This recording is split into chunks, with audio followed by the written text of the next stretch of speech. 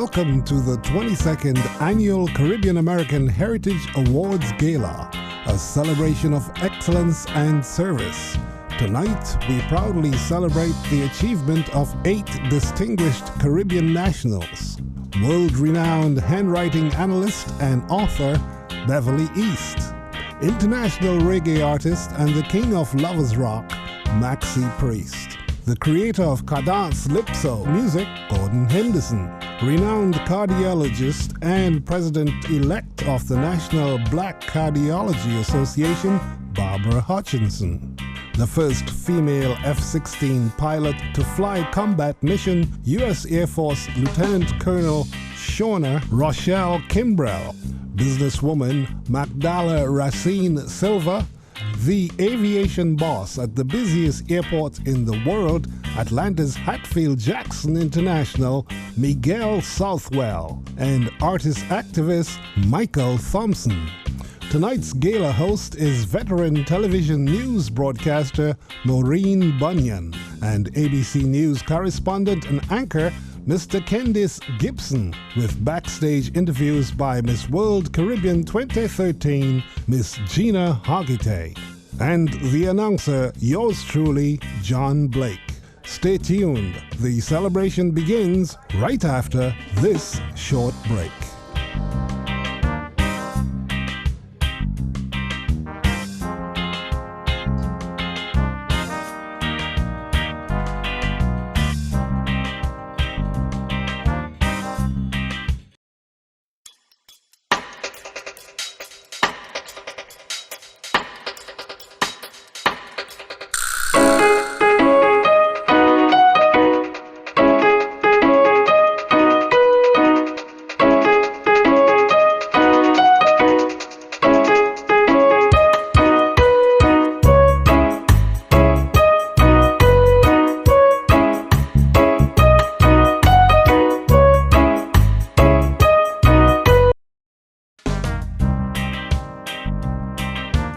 Welcome back to the 22nd Annual Caribbean American Heritage Awards Gala.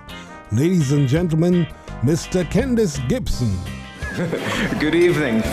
Thank you all for being here.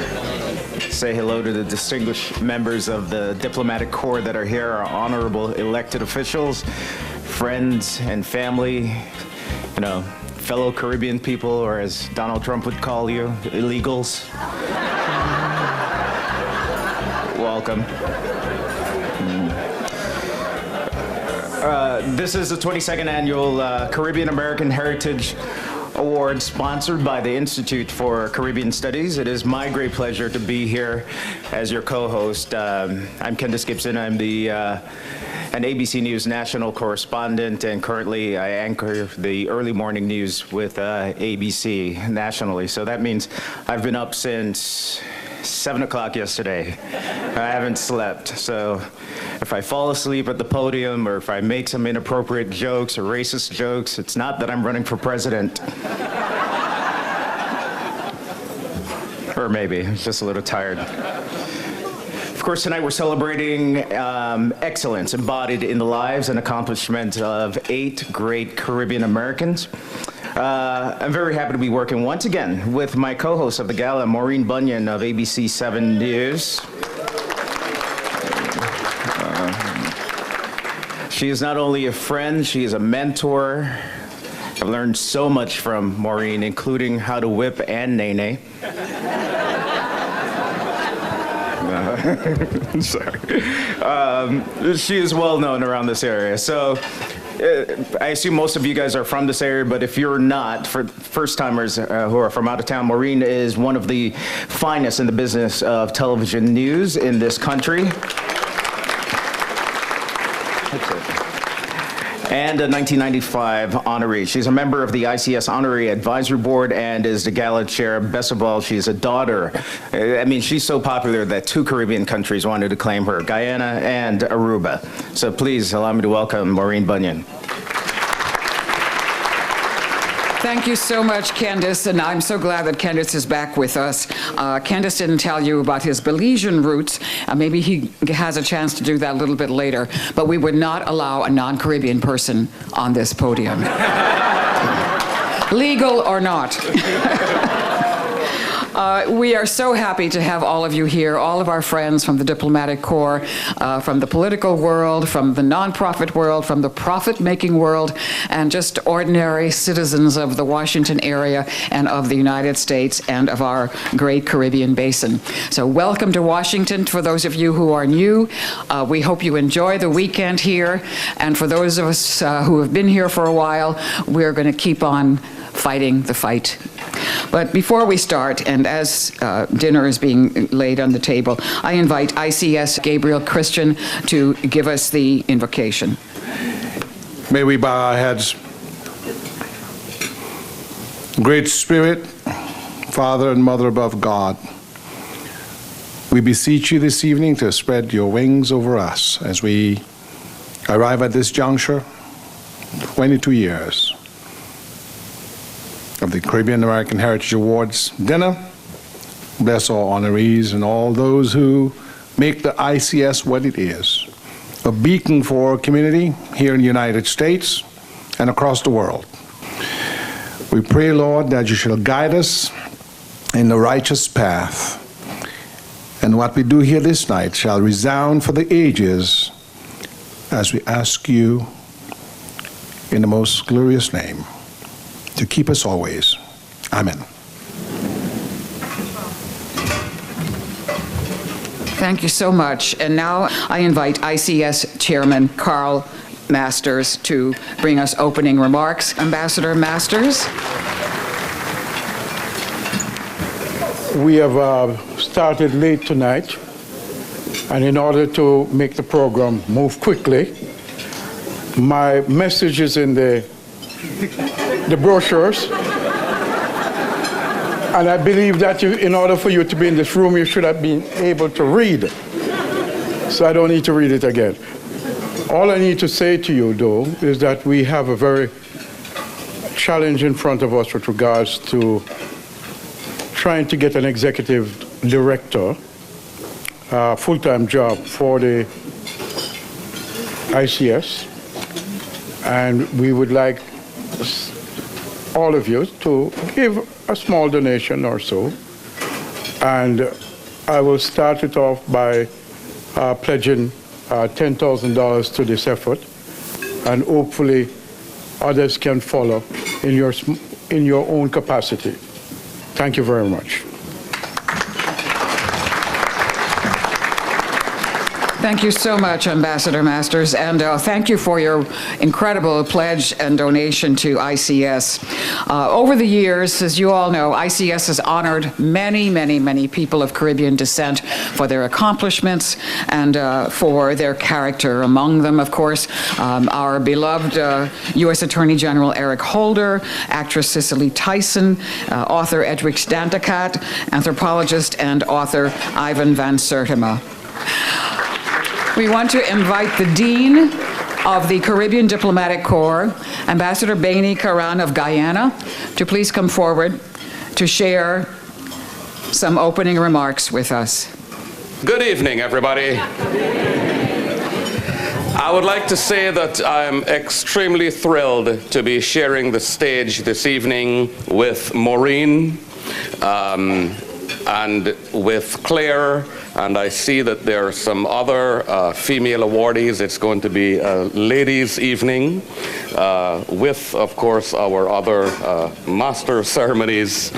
And I want to say on behalf of just a very brief word of welcome.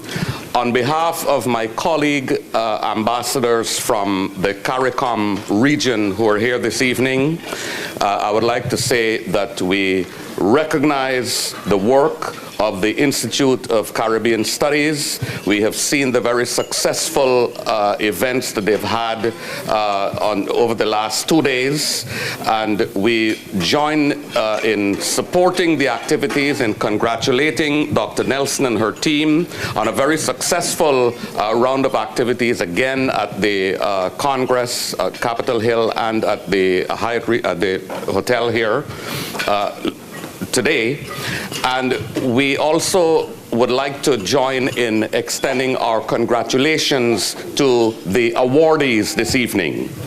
I don't want to take you away from your meal. Just a few brief words of welcome and congratulations from the caucus of CARICOM ambassadors in Washington, D.C. Thank you very much.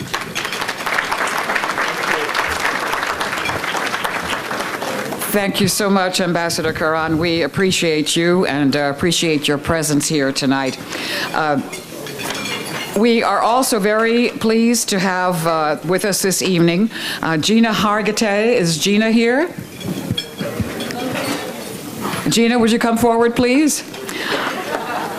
Ms. Hargitay holds several very important titles. She's no stranger to us, but those of you who do not know her, she was Miss Jamaica World in 2013, Miss World Caribbean in 2013, and Goodwill Ambassador for Ignite Caribbean, an initiative launched by ICS to promote youth development. If she can get through the room, we want her to come to share a few remarks with us. Gina Hargitay.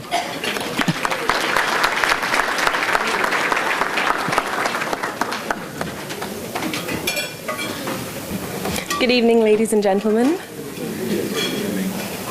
Nowadays, many young people's perception of the future doesn't travel far past the newest piece of technology that we want.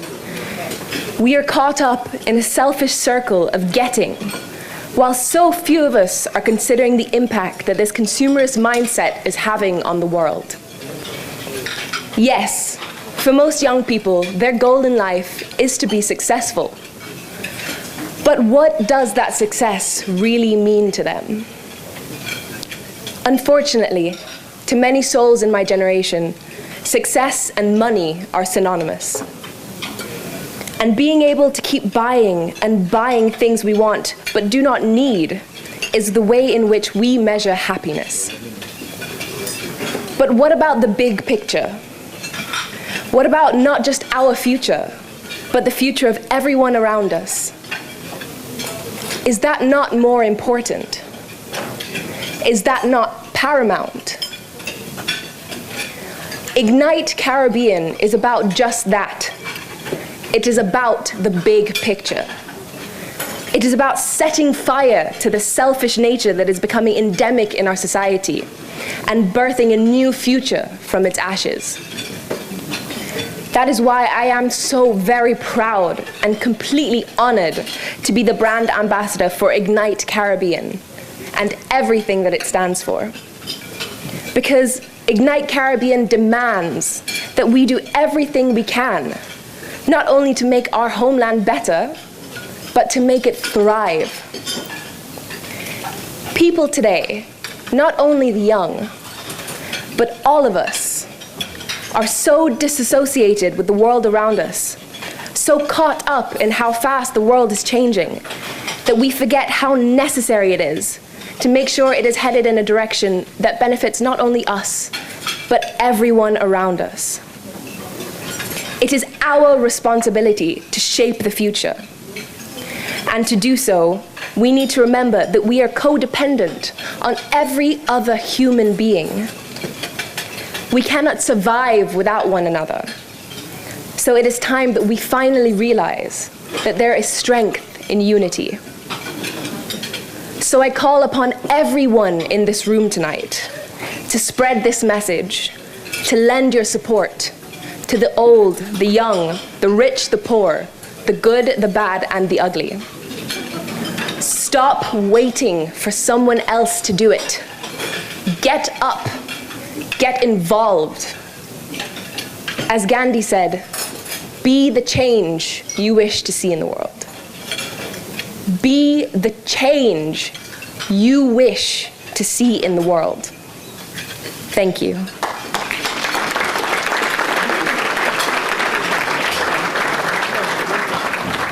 Thank you so much, Ms. Hargitay. She's a great spokesperson for Ignite Caribbean, and we expect not only that you've been inspired by her words, but that you're going to be acting on that inspiration. It's now a great time for us to bring greetings from a large White House, not too far from here, the home of our President Barack Obama. And to join us, one of the spokespeople for the President, Stephanie Young. Ms. Young is an Associate Director in the Office of Public Engagement, and she is the White House primary liaison to the African American community. Please welcome Stephanie Young from the White House.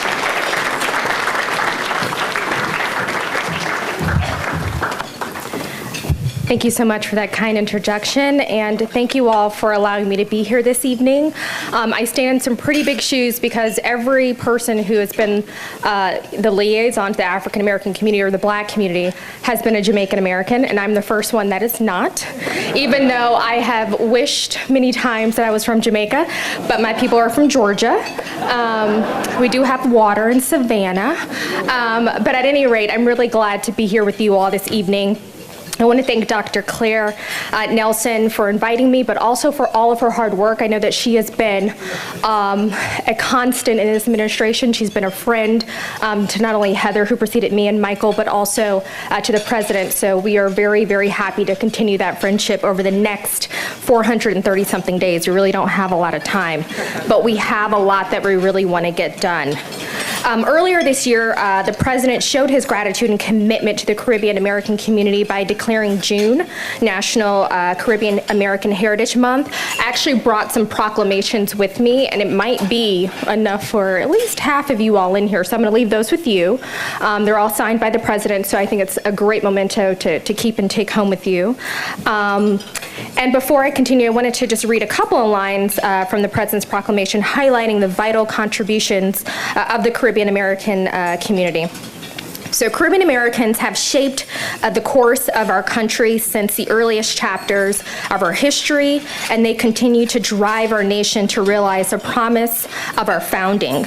During National Caribbean American Heritage Month, we honor the courage and perseverance of the Caribbean American community, and we rededicate ourselves to building opportunity and protecting human rights for all of our citizens.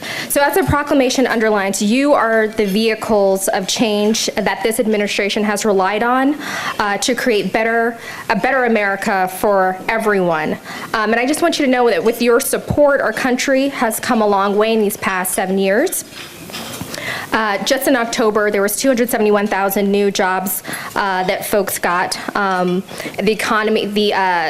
unemployment rate fell to about 5.0%, which is a huge accomplishment. We've seen 68 straight months of private sector job growth, and that's the longest streak on record. And thanks to the Affordable Care Act, 17.6 million Americans have gained access to affordable health care since 2010, and that's a huge accomplishment. But again, I'm here with some proclamations. I am so grateful that you allowed me to be here tonight. I'm going to pretend like I'm Jamaican for the rest of the evening and continue enjoying the meal. I look forward to meeting and talking with each and every one of you. Thank you so much. Thank you so much, Ms. Young, for bringing those greetings from the President, and please share our best wishes with him. It's now a great pleasure to present to you the ICS founder and president, a dear friend of mine, very, very dear friends of yours, a friend of yours, the president of the Institute for Caribbean Studies. Please welcome Dr. Claire Nelson to give us the charge for the evening.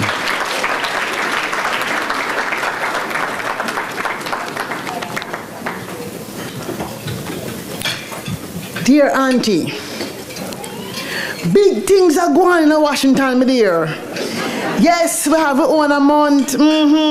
President and all signed big proclamation say that June is Caribbean American Heritage Month. And just like them have the Emmys and the Image Awards and the Oscars, well, my dear, them having something called the CARAHs. So from Oscar to CARAH. Yes, my dear, Caribbean American Heritage Awards. Yes, Auntie, me here say is one splendiferous affair. People dress up in them pretty dan, and them a go look curry goat, but them kind of place no serve goat, my dear child. But them dressed to kill dog back foot though. Them say high seed kill Miss Thomas foot. But this awards business is high order indeed. It come in like the NAACP Image Awards or the Essence Awards or the Trumpet Awards. But this time, I like Kennedy Center Awards. But this time, this award is for few owner kind of people. Yes, this award is we honoring our own family, and I am glad indeed, for I think it's about time somebody take the time for honor we owner people. It's not little bit, yes. It's not little bit of big things we people do over here in America, you know. As a matter of fact, plenty U.S. history and her story have been done by we people. Like, say them, we give this country Marcus Garvey. We give them Sekou Toure, Shirley Chisholm, Colin Powell, Belafonte, and think about this, Malcolm X and Farrakhan. These are the kinds of heroes and heroes that have come out of the Caribbean soil. But as usual, because we always like to walk in the corner, we often not take the time for honor we one. Auntie Girlie say that one of the ladies honoring as key is a cousin of hers. You know, she was a fine cousin. But this time she says our fifth cousin on her mother-grandfather's side. For her grandmother, Miss Lucille, was to call that lady great-grandfather cousin. I don't know how she forget, but as count to how I hear Auntie Girlie say, she glad because it's good thing for honor people, because if we don't award we honor people, how are we going to rise to fill the footprints that they leave behind? And who is going to honor we? Well, you know, cousin boy is him. He taking it very hard because he say, according to him, he know that he do plenty good in his time in this community, and he only hope that somebody is going to honor him before him dead. Yes. As a matter of fact, him say him put in a phone call to ask for an award. Auntie Girlie say, but boysy, you can't come call people for tell them that they are to honor you. It's not so it go. Somebody have to put your name in the bag. That's not where it go. She said, you can't just eggs up yourself, so him say, listen, I don't care because I want an award. She said, but those kind of award where you eggs up yourself is them kind of award like when you get them fake degree, you know, lots of people in Washington with them doctor degree and excellencyship. That is some kind of scammer artist. But the CARAH Awards is a real top class award and on a full thing. If you see the name on the list them for the last 20 years, you know it's something bound for good indeed. Well, cousin boy, they say, him don't mind how it's going to look if him blowing him on horn or trumpet or saxophone. But him want people to have the opportunity to say nice things about him before him in coffin. So hear him. Me want them to honor me while me living and honor me while me can still walk without a stick. For honor from your own is like a symphony, like kitchen reggae and sweet pan music. I said I want people to honor me while me can still make signs and while I have all my teeth into my mouth. For I want the honors to come dressed up like yellow yam and gongo peas and a nice plate of curry goat. I say I want them to honor me while I still living. It don't matter if them come bawling over my grave. Because them tears don't mean nothing to me when me dead and gone. For jumping or duppy can't jump nor fet or wave. I want them to honor me when I still breathing. When I can see to climb the stage and to claim a prize. When I can hear every word of praise them have to give. And I want to enjoy it now while I'm alive. Well, my dear auntie, me not know how to go with cousin boys and the people then. But me know one thing. Me not making this year Caribbean American CARAH Awards gala pass me. Me will forget up in my pretty nice dress for nice up the place and go eat and dance to the image band and listen to the nice lady on TV, Uncle Maureen Bunyan and the pretty boy again, this Gibson. Yes, me say, me going to walk up with my posse. All of them going to be there here and nothing not keeping me from the spree, not even my high blood pressure. Me tell you, say, me have to go help big up with people and enough respect for all them do for we. So listen, me gang go get ready. Walk good, Cousin Clara.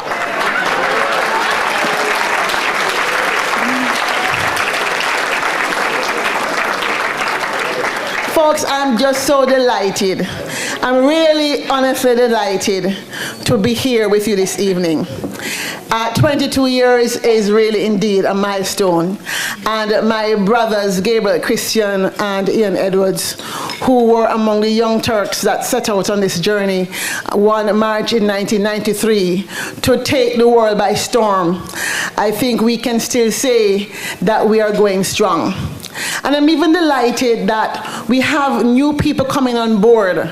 We have, for example, from this great state of Florida, Wesley Curtin and Roxanne Valleys, who over the last 3 to 5 years have spent their own money traveling to Washington to ensure that the South Florida community is represented. Yes, clap them, because it takes cash to care.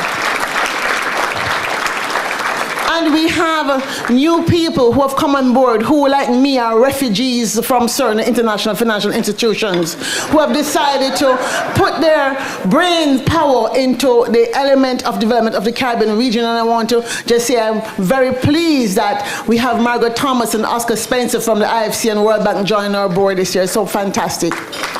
And I'm so excited to be here, even sometimes when I despair that maybe my dream is just a mirage, that this year we have young people like Norma Toussaint, Kim Cameron, joining with the older group of younger people like Melissa and Carell, who have lent their energies to this, and Harmony, all these young people who work. And we have, even from California, another Claire, who last year came back to be with us this year. That is commitment to a dream.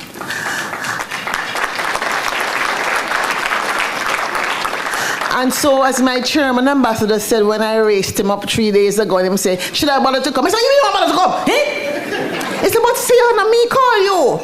I said, oh, you have a point there. But really, folk, in the midst of my despair, sometimes I look and I say, despite the seeming challenge of pulling this event off, and I wonder, why do we bother to do this event? And I've come up with a reason I'd like to share. It's not so much that you just want to get dressed and put on nice clothes. But when you live in a society where friends are now people you click on Facebook, and you can't ask them for a ride to the airport lest you disturb their run-off order, you really need to think about what it means to have a friend, what it means to be part of a community. And so I do believe that having events like this in the Caribbean community does help to construct something very important if we are to remain a civilized society and don't devolve into complete madness as we see around the world.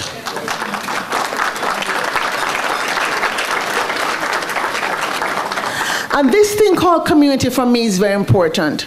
When we take the time to honor the exemplars that you will be hearing from this evening, we are saying that we have in our blood, we have in our midst, people whose experience, whose passion, whose dream, whose vision are such that we can stand tall and say that this country is ours too, and we deserve everything that we give to it and everything we take from it, because we are helping to build the America of the 21st century.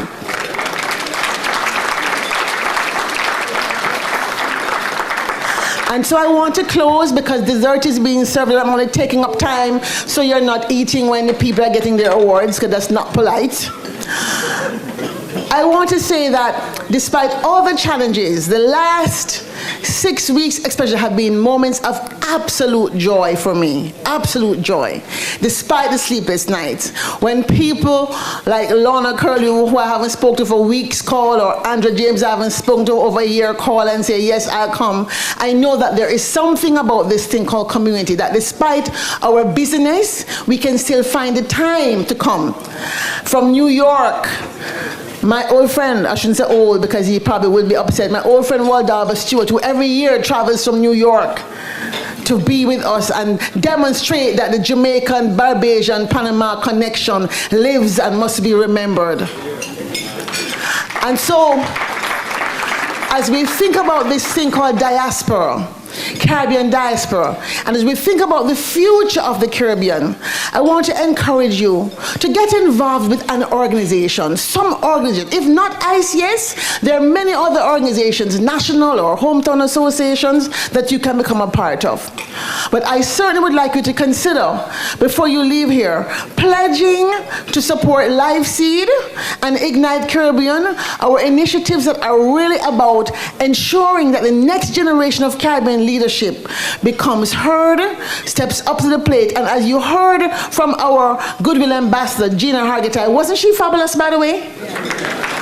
I did not write her script, okay? I did not tell her what to say, and I want to say it. I did not tell her what to say. I did not review her script, because the point of this whole exercise of having youth, and yesterday we had a fabulous youth event, by the way, is that they must come to the table with their ideas, and we must hear them, listen, and respect them in the way that we want them to respect us. And so, Gina, thank you for agreeing to take time from your studies to be here with us from London. I appreciate it.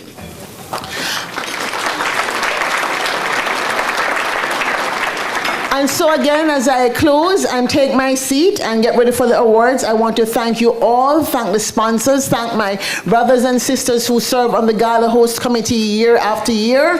And for those of you who have come from far and wide, from London, from Florida, from Guyana to be here, thank God that you are here. And please mark the date for next year, because as you see, the room is sold out. We want to double this next year, but we can only do it with your help. Thank you, thank you, thank you. When we come back, the presentation of the Vanguard Award, the Outstanding Community Service Award, and the Outstanding Public Service Award. The 22nd Caribbean American Heritage Awards will be right back.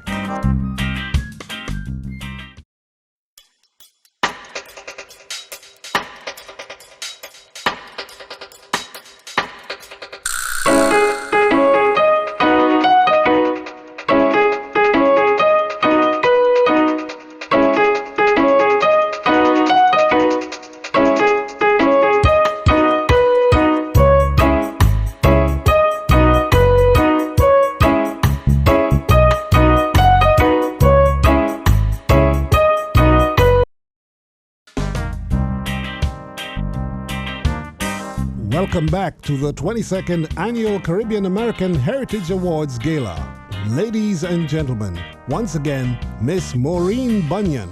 We want to start our awards program because we have some spectacular people to honor here tonight. And this first award is going to go to a woman whom I'm looking forward to meeting, because she has done something that no other African American woman, period, not even woman of Caribbean descent, but no other woman of African descent has ever done. Now, we women are very proud of all of our accomplishments, and we should be. But this woman is someone who will make you even more proud of all of us. Our first award of the evening is called the Caribbean American Vanguard Award. And it goes to Lieutenant Colonel SHAWNA Rochelle Kimbrell.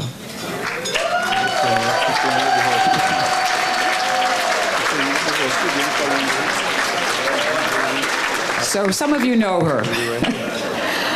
Those of you who do not know her, let me tell you, she is the first African-American female fighter jet pilot in the United States Air Force. She flies F-16 fighter jets. I don't know if any of you had the interesting experience of ever being in the simulator, the cockpit of an X-16 fighter jet. I have. It's frightening. It's frightening. The technology is unbelievable.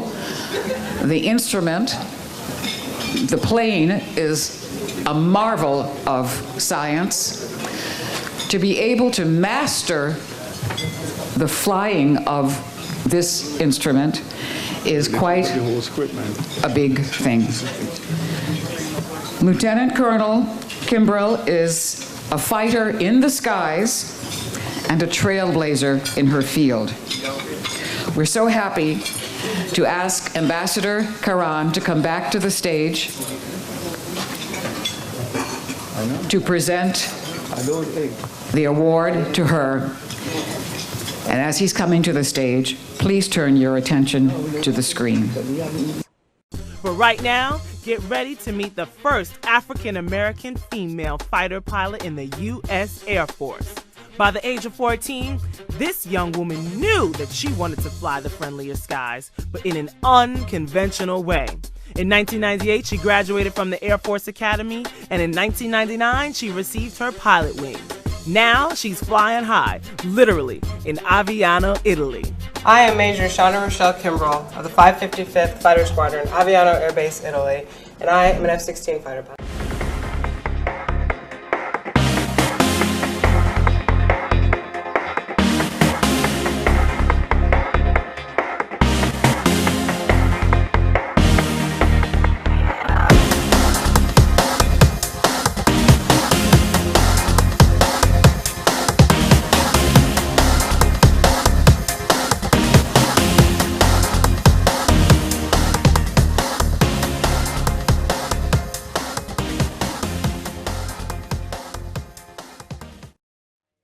Started flying when I was roughly 14 years old. My father got me flying lessons for my birthday to see if I would really enjoy it as much as I thought I would. And I did. I fell in love with it.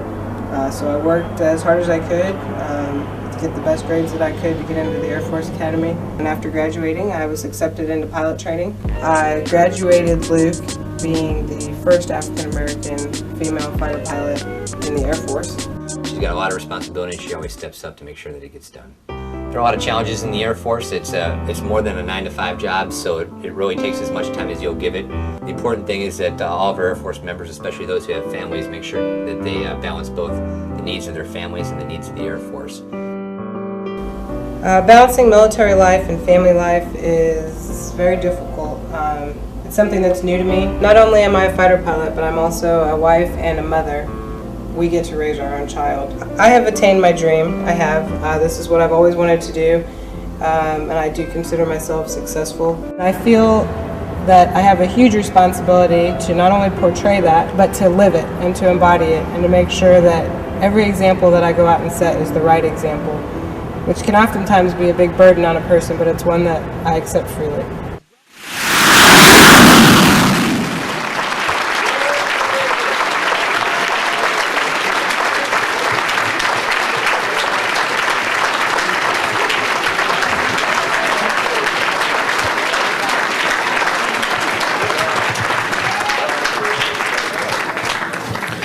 My friends, good evening. Once again, I have the utmost privilege to present the Vanguard Award to a true Vanguard from a distinguished Guyanese family and one who literally reaches for the stars, Lieutenant Colonel Rochelle Kimbrell.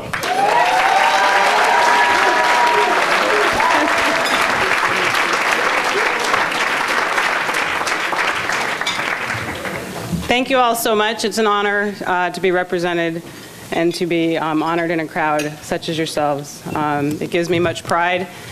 Thank you to my parents, whom without them I would not be here, obviously. Physically and figuratively speaking. They always encouraged me. They never told me that my dream was too big. And thank you.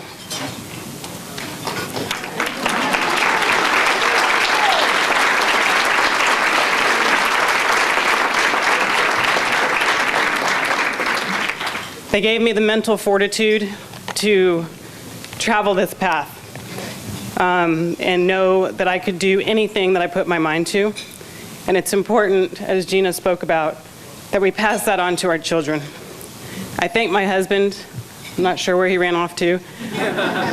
But for being by my side in this walk of life, to raise these two amazing boys, and to give me these two amazing boys that I have. And again, as Gina spoke about, passing it on to our youth, passing on the dream. I said in my video that was cut in 2007 that I had achieved my dream. Well, that was one of my dreams. But we have to continue to dream because you never really arrive. And we have to remember that because when you think that you've arrived, you plateau. And when we plateau, we don't lead our children. So we have to continue to move forward. We have to show our youth what it is to be successful in character, not in money.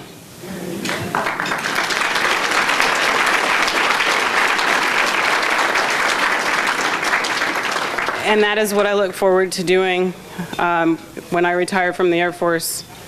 I plan to lead my children, and I plan to mentor anyone who is looking for mentorship in our youth, to bring them forward, to raise our generations, to be successful, to achieve anything that they want, not necessarily flying jets, but anything that they put their heart to and they really care about, but to understand that they have to want it and they have to go after it, and they can't take no for an answer, and they can't let anybody stop them. Thank you so much. This means a lot to me.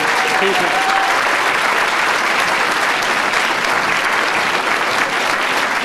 So how did it feel to become the first African-American female fighter pilot for the USAF?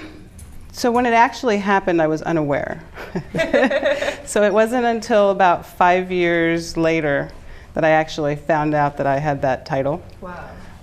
So by then, the thrill was basically, basically worn off. I just, I went out there to do what I wanted to do. Like, that's where I had set my mind when I was young. Yeah. And that's just what I wanted to do. So whatever barriers were out there, whatever titles were out there, I was really unaware of them for a long time. Yeah. So. That's pretty amazing. Was it a relief to be relieved from active duty? It was a choice. I wouldn't say it was a relief. It was kind of a lifestyle, life-changing choice. I miss flying, the jets, but I have a bigger role in life kind of now. So I wouldn't use the word relief. It was just a change of pace.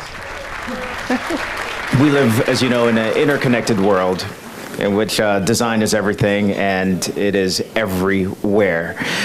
We find it in our cell phones, of course, all our electronics, in our computers, and in products that we use every day. Great design affects all of our lives and can help change even the most adverse of human circumstances.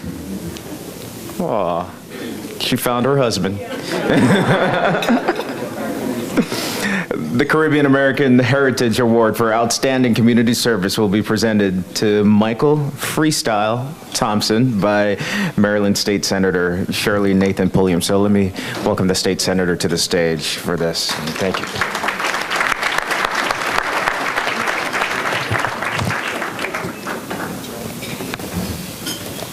Good evening.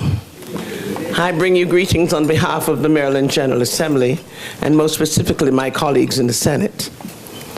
And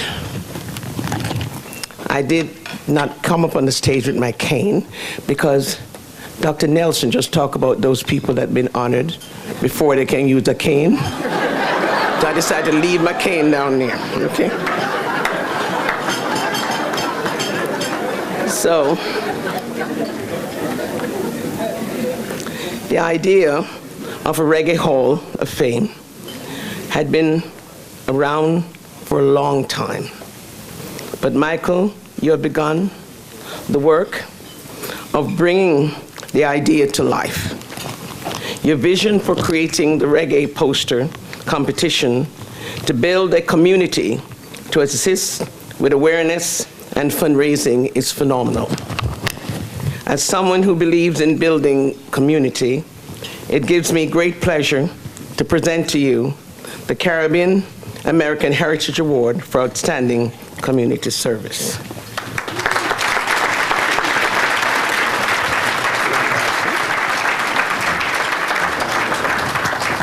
I can hold it while you speak. Yes. Good evening.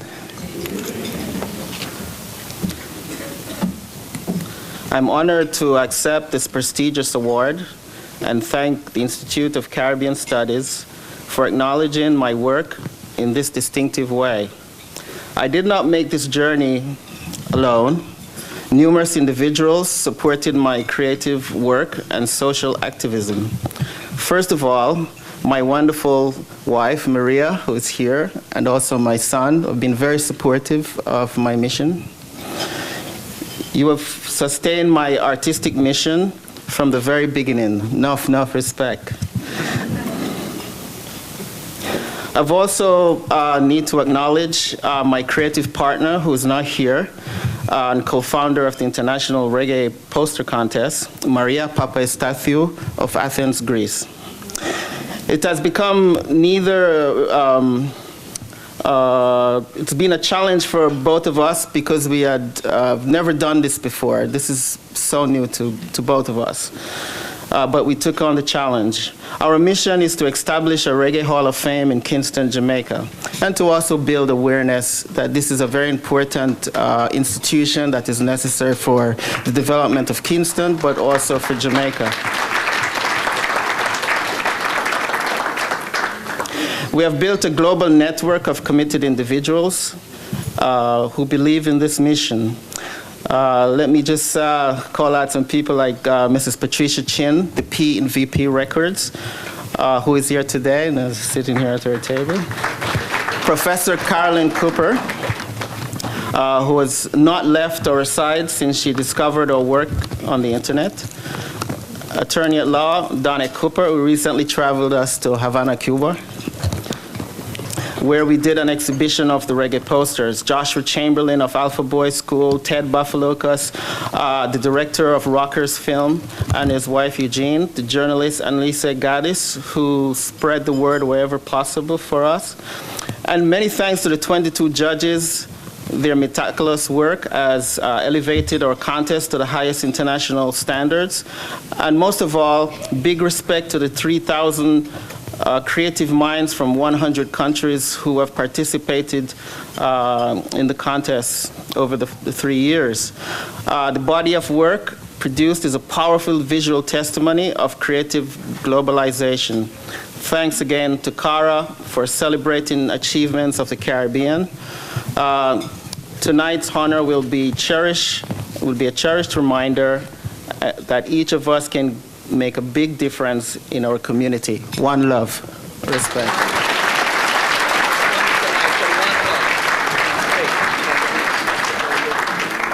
So, surrounding your kind of work, we hear a term called creative activism a lot. Yeah. Can you tell us exactly what you mean by creative activism? Well, creative activism is what designers like myself who are involved in social design, design centered around sparking change on the issues that we feel passionately about. And those issues that impact society and our communities. And so we use the tools we're comfortable with and we know are very powerful because we use them as in the corporate world. And that's how we make a living, but we want to give back as well.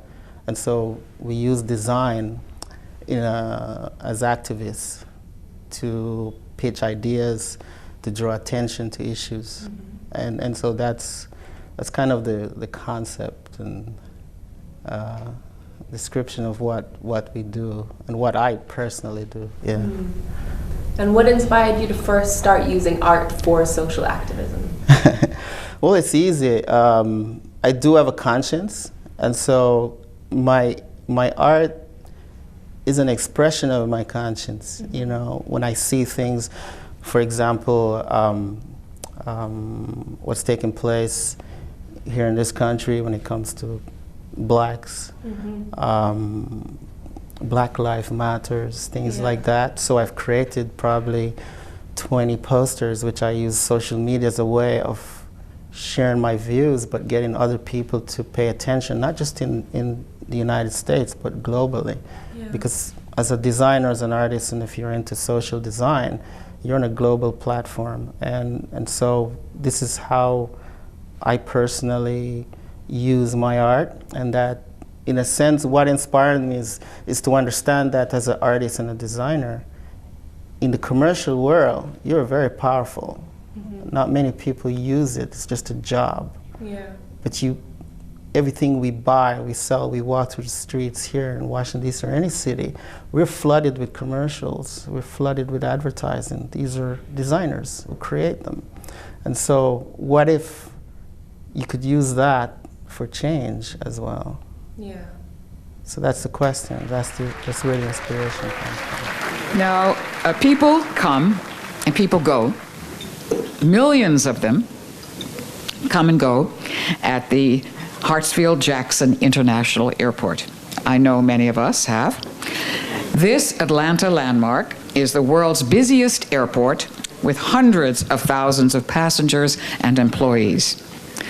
The person leading its smooth operations comes from one of the smallest countries in the world, Antigua and Barbuda.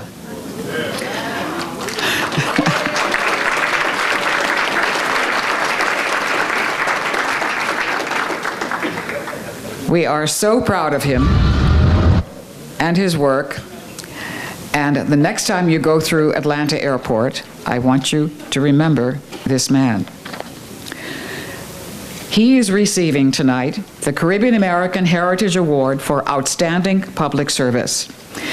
And Norman Graves is coming to the podium to present the award to our brother from one of the smallest countries in the world. Before he does, please direct your attention to the screen.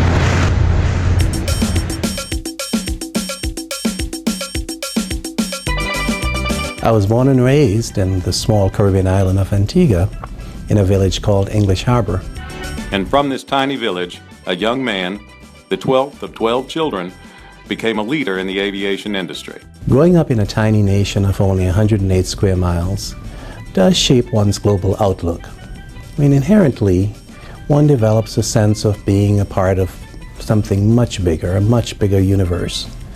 There was always a curiosity about what else was out there, which led to my early interest perhaps in international places and international cultures. That curiosity led him here, Hartsfield-Jackson Atlanta International Airport, the busiest airport in the world. It's home to more than 2,500 daily flights, 63,000 employees, and an economic impact in the billions of dollars. And it's run by a man with a unique background. I went to high school at the Antigua Grammar School, which was the official all-male high school of the island.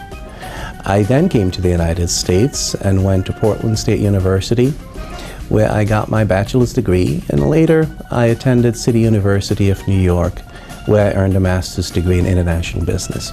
His original interest in aviation was temporarily diverted after he took a part-time job as a bank teller to finance his education.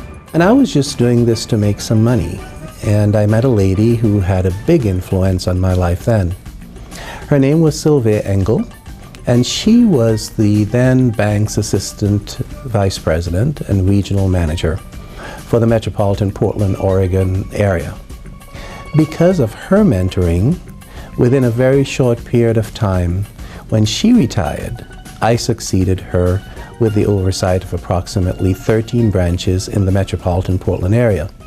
This really was the beginning of a journey blessed with mentors who wanted to help me succeed. Sylvia Engel wasn't the first mentor who helped in his development. His parents, older siblings, colleagues, and senior airport executives all offered guidance and support, which, combined with talent, discipline, drive, and intelligence, helped him succeed. I have always held that everything I know, everything that I am, I learned it from someone. And today he's helping others learn. As president of the Airports Council International Fund, he helps finance training for airport professionals in what the United Nations calls developing countries. ACI is the World Association of Airports, with nearly 1,800 airports globally. Worldwide, there are about 48 countries which the United Nations designates as least developed countries. And of those 48 countries, about 28 of them are in Africa. And of course, in the Western Hemisphere, there's Haiti. I feel an obligation not only to give back in my service as president of the ACI Fund, but also personally as an instructor to the classes. I teach the classes as well because I want to pass along what I have learned to the next generation. That's merely one way in which Miguel Southwell gives back. Another is made obvious every day. Watch him walk down the halls at the busiest airport in the world. A smile, a kind word, a suggestion for colleagues, and the understanding that the gift of mentorship offers rewards for all. Someone once said about mentoring that getting the most out of one's life isn't about how much you keep to yourself, but how much you pour into others. I wouldn't be here without the help of others. I'm in their debt, and I work every day to pay it forward. It's always gratifying to meet members of the Caribbean diaspora at the top of their game. To make it in America to the top of any field is not an easy task. Clearly, Mr. Southwell has made his mark in one of the most challenging industries in the world. And I dare to say that he is not yet done climbing the ladder of success. Congratulations, Miguel Southwell, on being named the winner of the CARAH Outstanding Public Service Award. Thank you.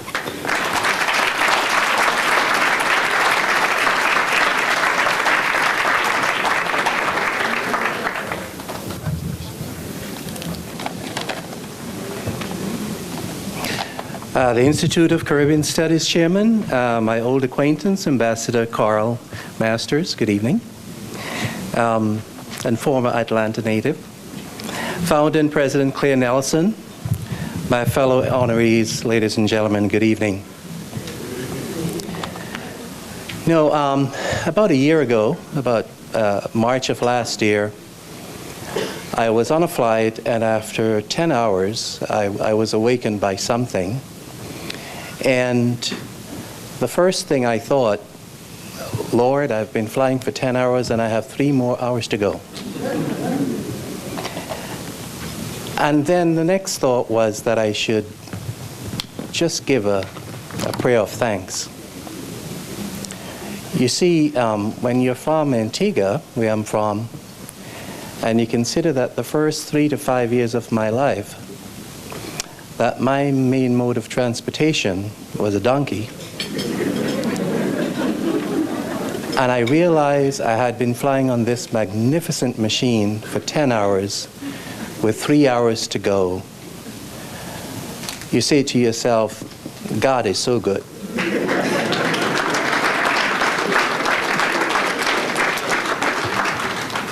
You see, I was blessed with some, like many of the other honorees, some very amazing people.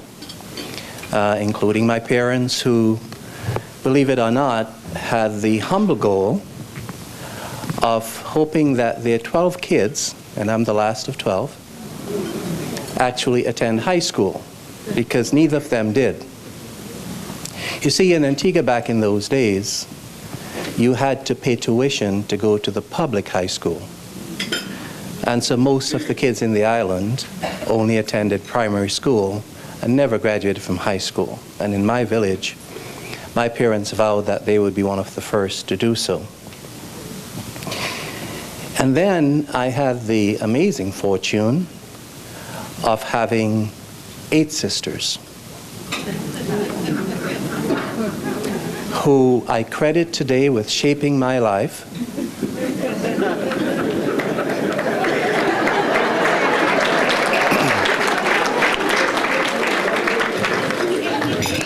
And my very first mentor was my sister Maple, who was the first female police officer in the Eastern Caribbean.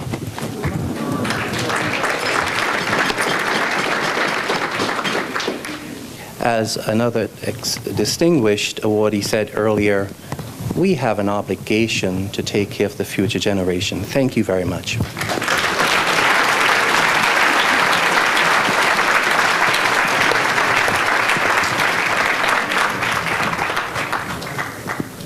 You are the aviation general manager at one of the busiest airports in the U.S.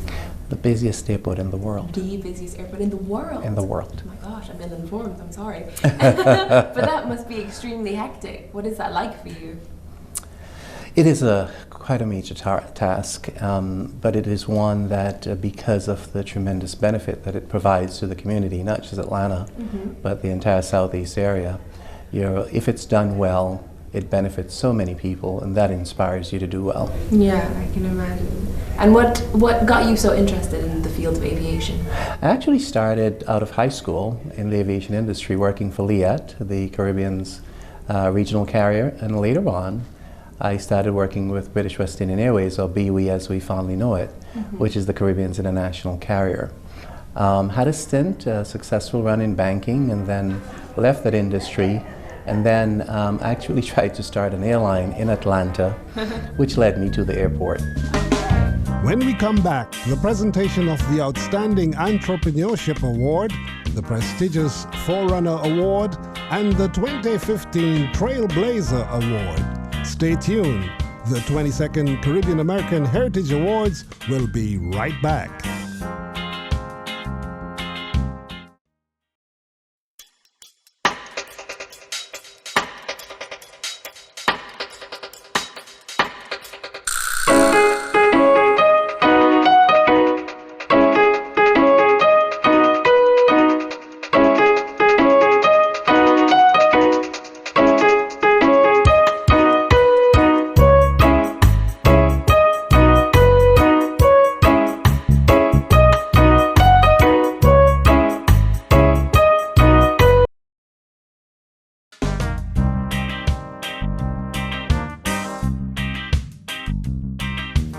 Gotta say, listening to him talking about that donkey,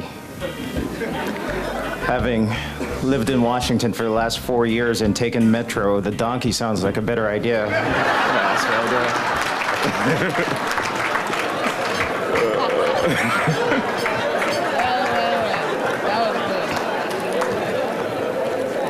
They knew what they were doing there. Now to the Outstanding Entrepreneurship Award. The Caribbean American Heritage Award for Outstanding Entrepreneurship will be presented by His Excellency, the Haitian Ambassador, Paul Altador.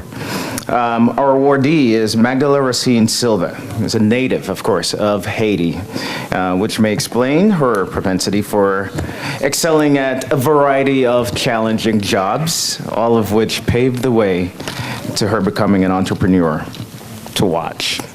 All right, please direct your attention to the monitors. The 27001 review. There's a new wave of business owners, and they happen to be African American women.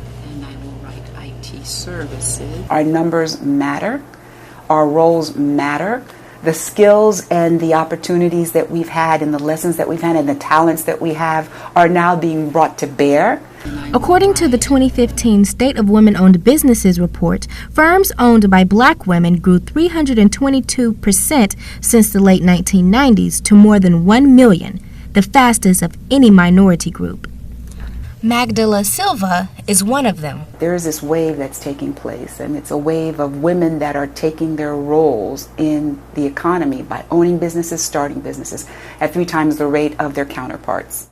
The upward trend in black female-owned businesses is more pronounced in Illinois, Georgia, and Maryland, all areas with large concentrations of middle-class African Americans living near major cities. They're taking smart risks. Amanda Brown, head of the National Women's Business Council, says minority women are among the most entrepreneurial. They are making strong decisions about hiring people, about bringing on the right talent even, about when to grow and when to scale. Silva didn't imagine she'd be running her own IT business. Before founding the company, she worked at a bank, and that's where she was inspired.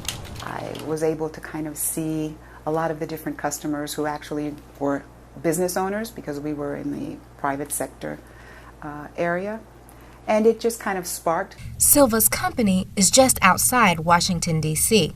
The importance that women are playing right now is not something to be neglected. It is really something to be nourished. It's something to be encouraged. It's something to be stimulated. It's something to be supported. Silva says she hopes the more the word gets out about black female-owned businesses, the more others will follow the example. I'm Kyra Boyd, Medill Reports. Thank you.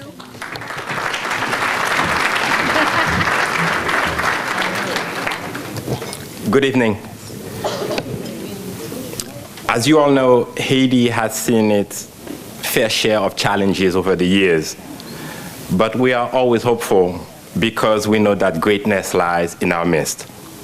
There are many great things happening in our community these days, but among our greatness is actually somebody sitting here, Magdala Silva, whom not only I work with as ambassador, but also as a friend. These are people who have always welcomed their arm and their house to the Haitian community.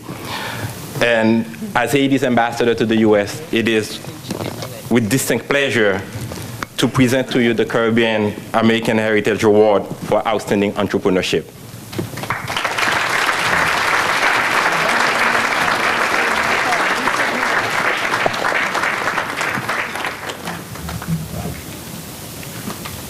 Good evening, everyone. It's a pleasure to see you all. You all look so happy and fit and warm. And let me tell you a little bit about myself.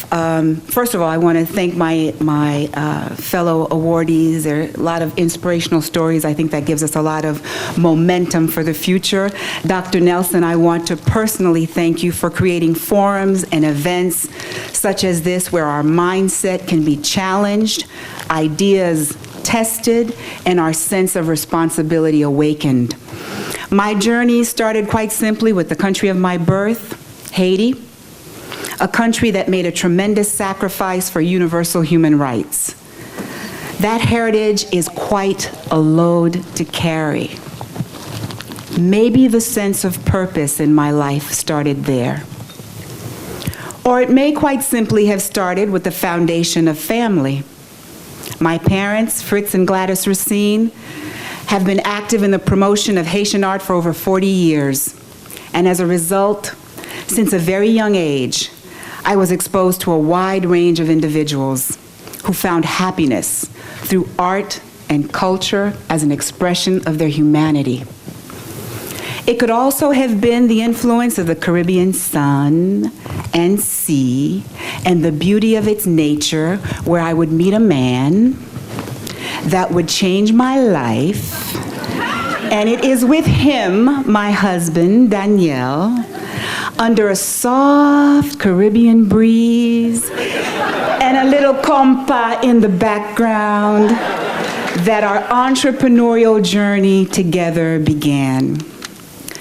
I have found my personal passion in encouraging the entrepreneurial spirit of women as a means of development. Unfortunately, you would have seen that in the piece, so I'll share a little bit about it with you. Research and data from John Gerzema, I'm not sure how much you are familiar with this particular author, of the Athena Doctrine, has shown in his studies, in his research studies, of over 64,000 people in 13 countries around the world, that women and the men who think like them will rule the future.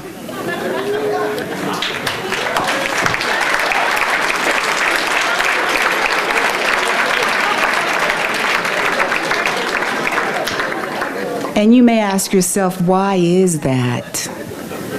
Well, it's because people want and need more feminine values in the world.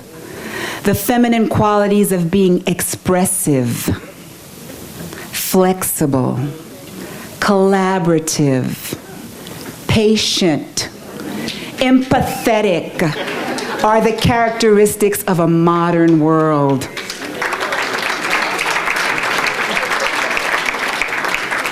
Leaders that can see farther and who possess those female traits will be the ones that strengthen the things that bind us and provide the tools to solve the problems that plague us. The Himalayan country of Bhutan redefined this idea through the establishment of the Secretary of the Gross National Happiness Commission. This tiny economy redefined the idea of GDP. For their citizens to those things that are important in their lives. We should celebrate the rise of feminine values and embrace this feminine age for it may be just what we need to heal the world and to remind ourselves of our common humanity. Thank you.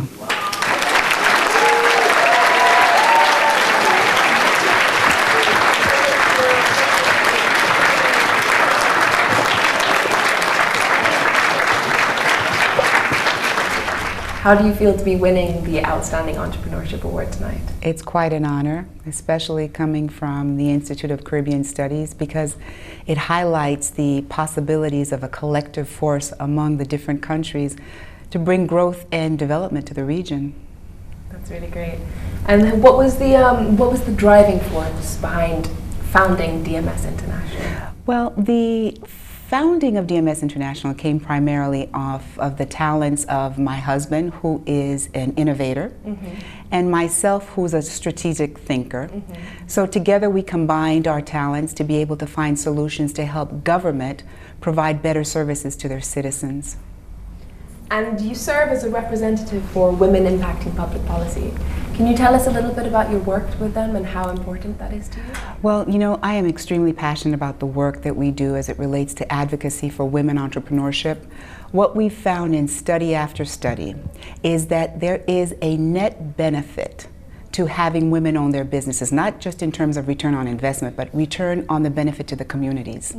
So our work has been instrumental on Capitol Hill, advocating for access to markets and access to capital so women can grow their businesses in the United States. Well, I think she is a great communicator. What a wonderful, wonderful comments. We really appreciate that. As a woman, I say, let's go. And as a lover of men, I say, follow us.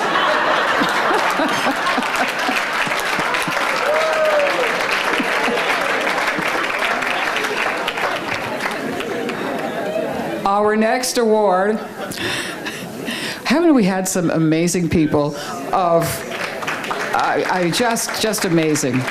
Miguel Southwell, it's just amazing. We have such beautiful people with such incredible spirit, such great intellect, and such inspiring stories. I'm really proud of all of them, and I'm proud of us because we have them here in our community. Our next award is the Trailblazer. A trailblazer, of course, is someone who goes where no one has gone before. That is the life story of Gordon Henderson, whose work in the music industry and media has made him a leader in the field. The Caribbean American Trailblazer Award will be presented to Gordon Henderson. And I'm so pleased that we have to present this award to Mr. Henderson, Mr. Aubrey Stevenson. Aubrey, where are you? Okay, please come forward. Let's please view the screen.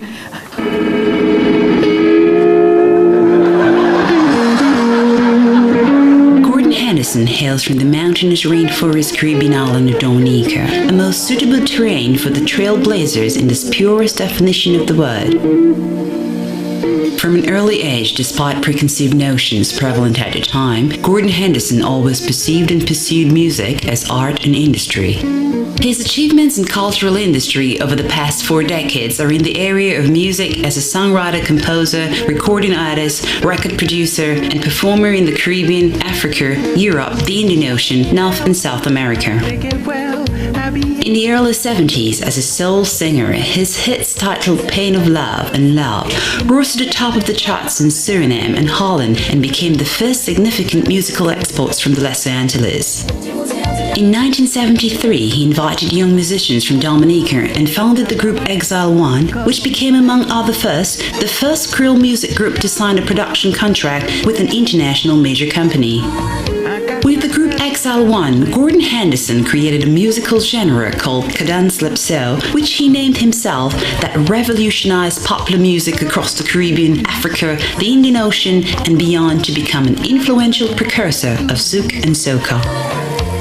As a record producer, he introduced numerous artists, among which Dominica's Lady of Song Ophelia is the most outstanding. As a TV producer and host, his award-winning show, Feel the World Beat, was broadcast in many countries, including selected stations on the PBS network in the USA. Gordon Henderson was a central figure in the creation of the World Creole Music Festival, an annual event now on its 18th edition, creating a unique platform for showcasing and employing artists of all Creole styles, from compa, soca, zouk, reggae, and genres from the African continent.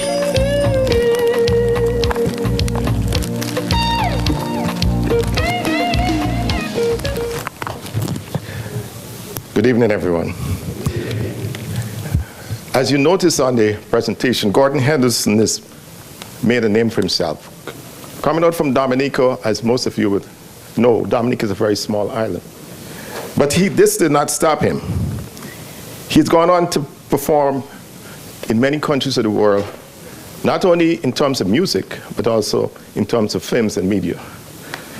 I've asked him to come and tell you some of his achievements, but if you read carefully, you would see that he's been in several countries, not necessarily his native land, Dominica, but he's also been in French Guiana, St. Martin, and many other countries. It gives me great honor and pleasure tonight to welcome Gordon Henderson to the stage.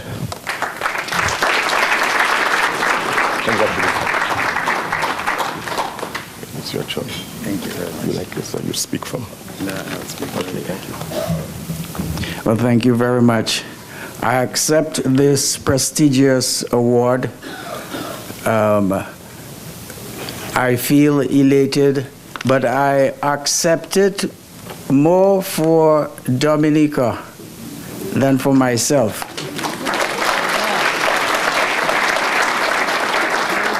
You may be aware that Dominica was devastated recently on August the 27th, very recently, by a tropical storm whose name we will not forget in Dominica, Erika. And you know, I feel very emotional when I think of Dominica these days because we were struck heavily. And my wife and I, we live in Paris. So you imagine that after Erika in Dominica, you know what happened in Paris recently. I wish to thank so many people, but more particularly an organization based in Washington, D.C. called Rebuild Dominica, very appropriate for doing everything to make it possible for me to be here with you tonight to receive this. So thank you, thank you, thank you. First of all, how do you feel about winning the Trailblazer Award tonight? Well, it's an honor. I'm humbled, I'm happy, elated. I understand your music is famous for coining the phrase cadence calypso. Can you tell us a little bit about what that means? Yeah, the pronunciation is really cadence calypso. Cadence calypso. Yes, it is a synthesis of, to put it simply, it's Caribbean music with a fusion of the Francophone and the Anglophone. Cadence coming from predominantly Haitian cadence rampa and calypso. So the fusion became cadence calypso. Okay. And what first inspired you to be a musician? Wow. I think when I was in high school, I was fascinated by the James Browns and the Otis Reddings. And I remember telling a gentleman, well, he's a gentleman today, but he was a schoolmate, that I wanted to be a musician. I wanted that to be my career. And he said, boy, you have great ideas. And which really meant that You shouldn't pursue Yeah. that. And I said, well, I will I will take up the challenge. And you did. Yeah. Succeeded. Yes. So our next honoree is from Jamaica. I just want to point out something. Last year when I did this event, Guyana won. I think there were 3 honorees from Guyana, and once again, Guyana well represented. This year so far, we're up to 3 from Jamaica, and I think Belize is still missing an honoree by this point. Next year, that's what they all say. The Nationals will win next year too.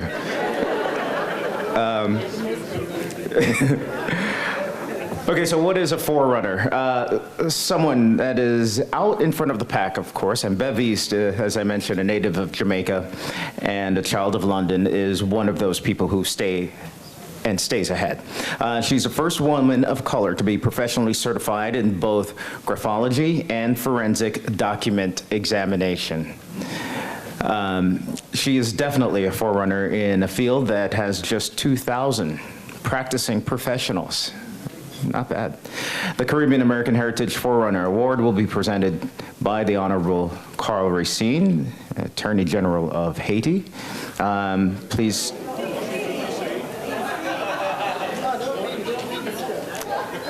Listen, I look at a glass every morning. It's prompter, and if it's not written there.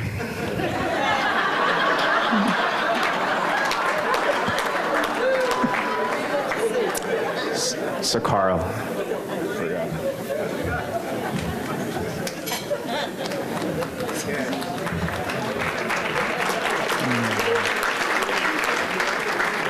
Thank you very much. I have the fortune of being Washington, D.C.'s first elected Attorney General. And my ambassador, Ambassador Altador, knows how much I love Haiti. I would have loved to have been the Attorney General in Haiti, but in Haiti, when you run for office, you have to beat like 200 people. Everybody wants to run in Haiti. So it's a pleasure to be here. Now, look, I'm going to get to my part to read, but I do want to acknowledge, of course, my first cousin, Maggie Racine Silva, for her award. And I can say with great confidence that I have the heart of a woman.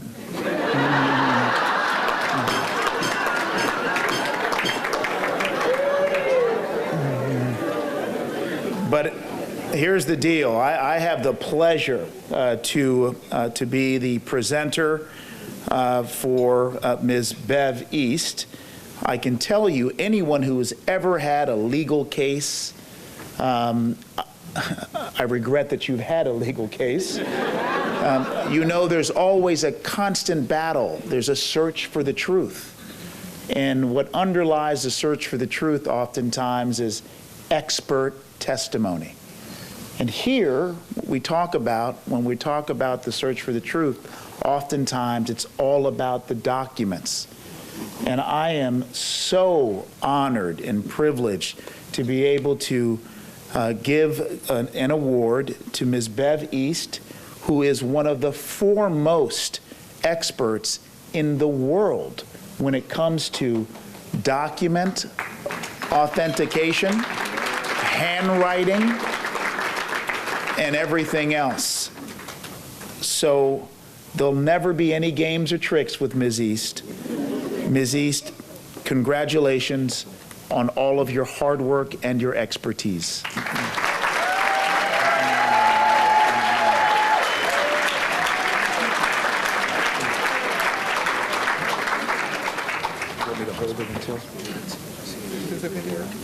Okay. And just before we hear from her, let's take a look at her work briefly. Perfect. As my teacher and mentor of several years, Beverly East has made me, and I'm sure a lot of other people, feel like there's nothing we can't do. Beverly is a trailblazer. She's incredibly productive. She's innovative. She loves a challenge. And she is an inspiration to me. I would certainly want to commend Miss East on what I think is her position as being the foremost authority on handwriting analysis in Jamaica and certainly the region. She comes with a level of professionalism and expertise, which I believe is unmatched. Learning so much from her life lessons, from her genius in her literary work, from Finding Mr. Right to Bat Mitzvah Girl, which is just an incredible real-life story of the issues that really either create a victory in life or create a victim in life. And Beverly East represents that victory to so many struggling hearts in our society today. Beverly is generous in her devotion to teaching and enhancing the skills of both students of document examination and those in our field who are experienced examiners while they reach for excellence in the field. It has been an amazing journey. And for all the naysayers who said that handwriting services could not be a viable business, it has been an amazing business, an amazing journey. They told me it couldn't be viable because of technology, that technology would take over handwriting. And it is technology that has allowed my company to grow. I am so privileged this evening to be here, and thank you, ICS, for giving me this amazing award. Wow, don't you all look so wonderful? I first want to thank ICS and Dr. Nelson for recognizing the work that I do, but not just for this evening, but for all what the organization does throughout the year. I have to give a big thanks to Karima Daly, who I have been a complete pain in the ass for the last 6 weeks. So thank you, Karima. I know you won't say it, but thank you. I would like to congratulate my fellow honorees for their inspirational journeys also. The great Kwame Nkrumah said, "The secret of life is to have no fear." And I have come from a line of fearless women. My niece, who is here in the audience, Jennifer, my sister, my mother, and my grandmother. My grandmother couldn't read or write, but she ran 3 businesses simultaneously. So what the hell is my excuse? Since taking this path about 30 years ago, I have learned to filter the fear, because people always want to tell you you can't. What kind of business is that? Oh, you're going to pay your mortgage. Technology is going to take over handwriting. So how can you possibly be a viable business? That's what the bank told me. There is so much fraud in the world, unfortunately. But fortunately for me, crime pays.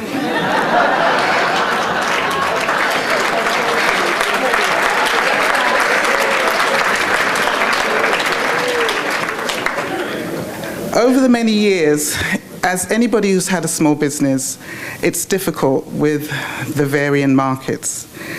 I'm hoping to move into the West African region next year. Covered most of the Caribbean area. I won't mention a specific country in the African region, but I think we know where I next need to be. But one of the things I've known for sure is to stay faithful to my dream, because it's so easy to listen to other people's fear. It's easy for someone to say to you, you can't do it. And it's not your reality, it's their reality. And so you have to not listen to their fear. I have not done this journey alone. I have been fortunate to come from a very supportive family. I have more friends than any person needs to have a friend, but I have the best friends that support me, keep me going, pick me up off the floor, go and get things. I mean, just so many friends that have done such amazing things for me over the years.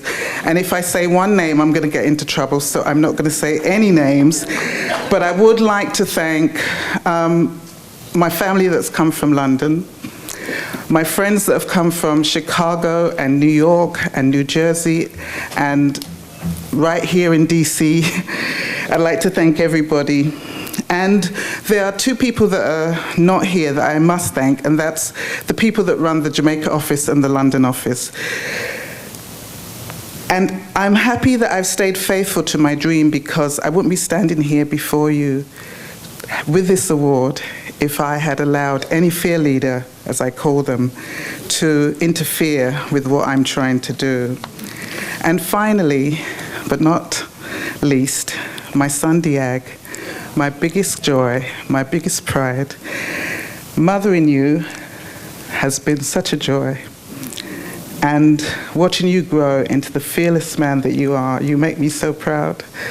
When so many young men are losing their way, I thank you for being my son.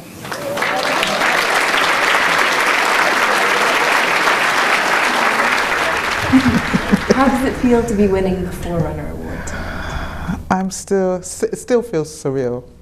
And it's hard to believe, having come for so many years and watched so many great honorees here, that I'm now included in this group. So how do I feel? I'm not quite sure how I feel.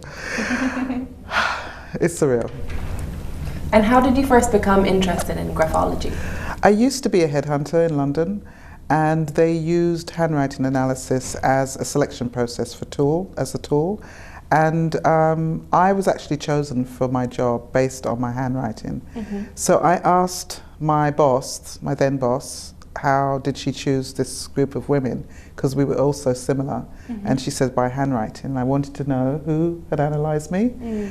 I read my report. Everything about it was me, the good, the bad, the ugly, a lot of ugly.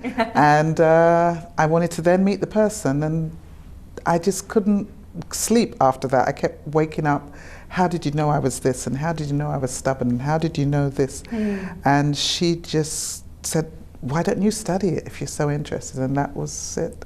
And last week I spoke to her. She's 81 years old, living in Monaco, as you do when you retire.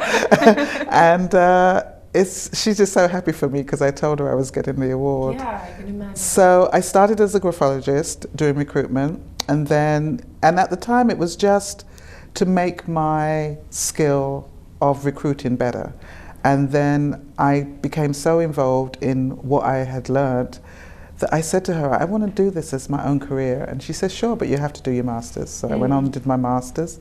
Then I married a lawyer who then, lawyers never happy with what you have. There's always something else you have to do. So he suggested that I did forensics as well. So I did forensics. And really that is why I'm getting the award, because I'm qualified in both sciences.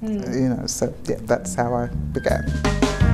When we come back, the presentation of the 2015 Excellence in Medicine Award and the 2015 Luminary Award, to be presented to the King of Lovers Rock, Maxi Priest. You don't want to miss this. We'll be right back.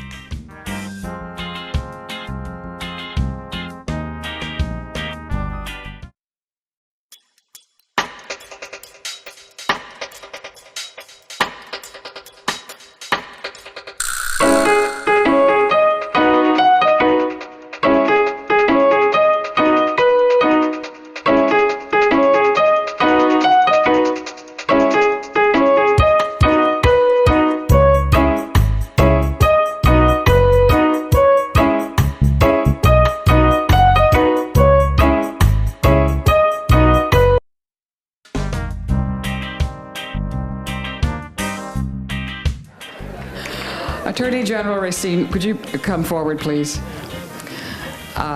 He said he has the heart of a woman, but it isn't packaged in a beautiful male body.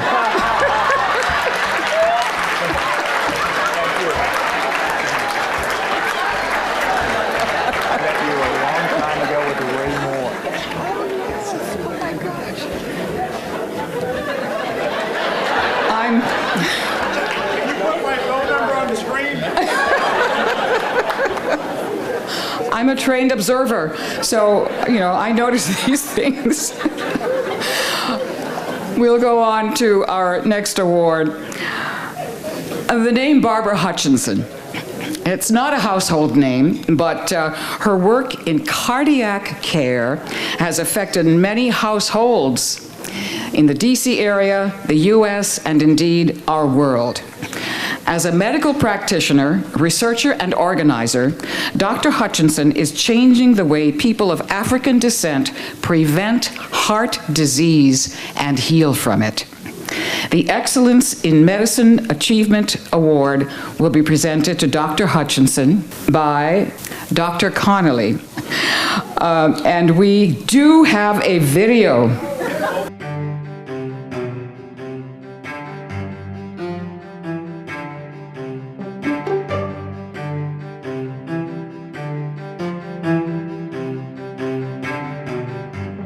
Hello, I'm Jane Applegate, financial journalist and author. I'm here with Dr. Barbara Hutchinson.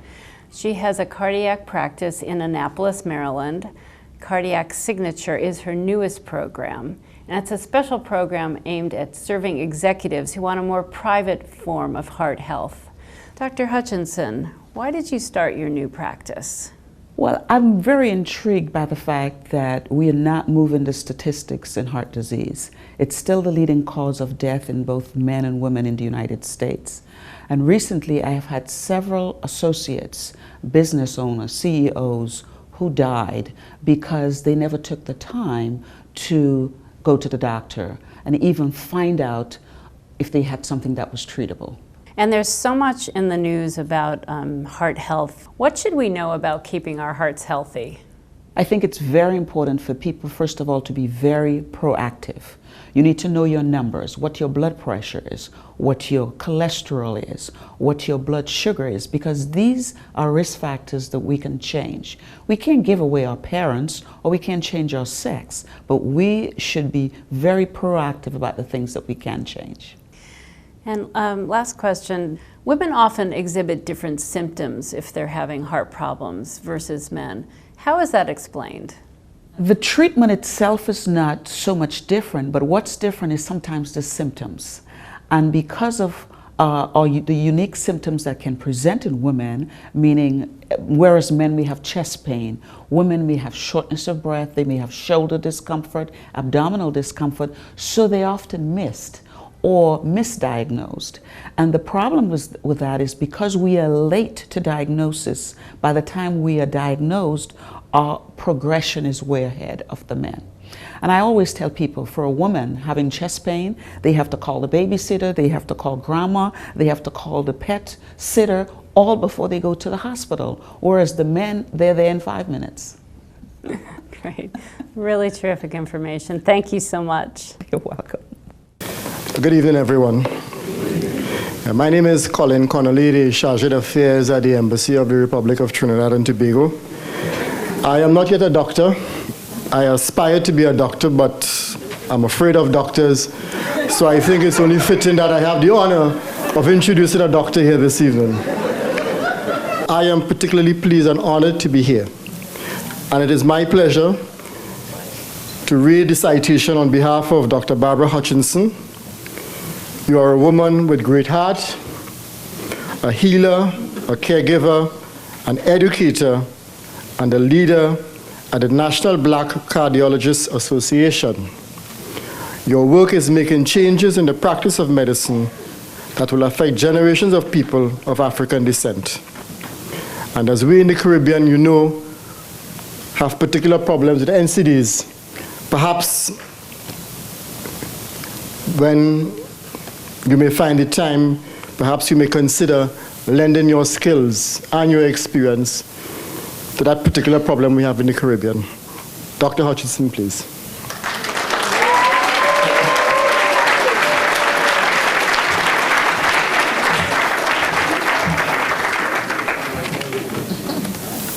Thank you. I'm indeed humbled by this award. And I would like to thank the organizers of the Caribbean American Heritage Award. It is occasions like these, however, that cause you to reflect on your journey and also the lessons learned. Tonight, I would like to thank my parents, Dowling and Mary Alexander, for teaching me and my siblings 2 salient life lessons. Number 1, a life without Christ at the center is futile and hopeless.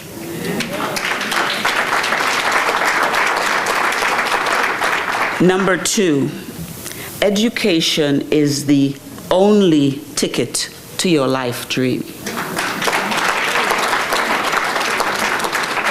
My journey began with my early education at a community center in Roxborough, Tobago. I then went on to primary school at Ebenezer Methodist School in Betsy's Hope, Tobago, where I learned true friendships. I still have friends from primary school. And by the way, in my early education, I learned to trust, because my school was right across from a major road, and I had to trust my friends to get me across without being run over by the big trucks. I went on to secondary school at Bishop's High School in Tobago, and I was the third in my family to go there, so one of the things I learned was the importance of family legacy, especially if the two before you were excellent. I continued my secondary school at St. Francois Girls College in Belmont, Trinidad. There, in an all-girls high school under the tutelage of Mrs. Gloria T. Valaire, I developed confidence, professionalism, and discipline. At the University of the West Indies in Trinidad, where I gained my undergraduate degree, I had a sense of multiculturalism. I came to the United States, to Howard University, where I did my PhD in cardiovascular pharmacology. I learned there to become focused. From there, I went to the University of Maryland, where I gained my degree in medicine and my postdoctorate degree in cardiology. And there I learned strategic thinking, strategic planning, critical thinking, and just being poised, even in an emergency. These attributes have helped me as a healthcare provider and a business owner. Finally, I wouldn't be where I am today, here in the United States, without my village. And my village is here tonight. My husband, my brother and his family, my sister and her family, who unfortunately were not able to be here, but my cousins, my aunt, my uncle, my nephew. Thank you all for your unwavering love and support through the years. And finally, there isn't a day that I travel to work in Annapolis that I do not think of my little island in Tobago that does not have a cardiologist. And with all the technology that's available today, that's my next step. I should be able to stay here in the United States, as we can do now through telemedicine, and take care of my beloved Tobagonians. I thank you so much, and it's, again.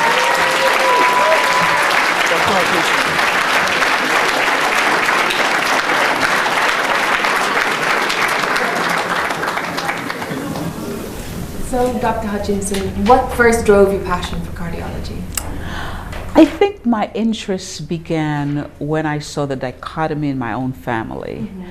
Some of my families had heart disease and some were so healthy. And that's what led me to study the whole cardiovascular system. Okay. I started first with studying the drugs that affect the cardiovascular system, and then I went on to be a cardiologist.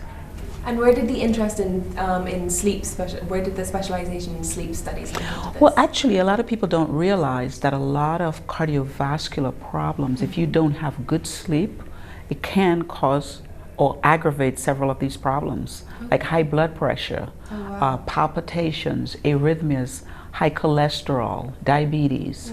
If you do not get your good 6-7 hours of sleep, it can accelerate these problems. Okay.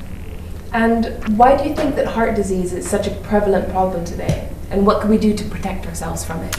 Well, heart disease is the leading cause of death, whether you're a millionaire, whether you are homeless. And it's because there are so many risk factors that predispose to cardiovascular disease. And some of these risk factors we have control over, like high blood pressure, how active you are, whether you smoke or not, high cholesterol. And what happens is that some people don't pay attention to their numbers, or they never even go to the doctor to find out what's wrong. And these all predispose to cardiovascular problems. Congratulations one more time to Dr. Hutchison.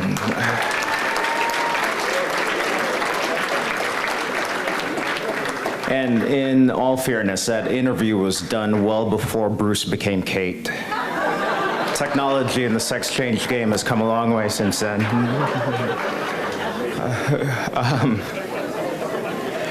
For nearly 30 years, Americans and Britons have been inspired and entertained by the voice and music of one of the most successful entertainers of Caribbean descent.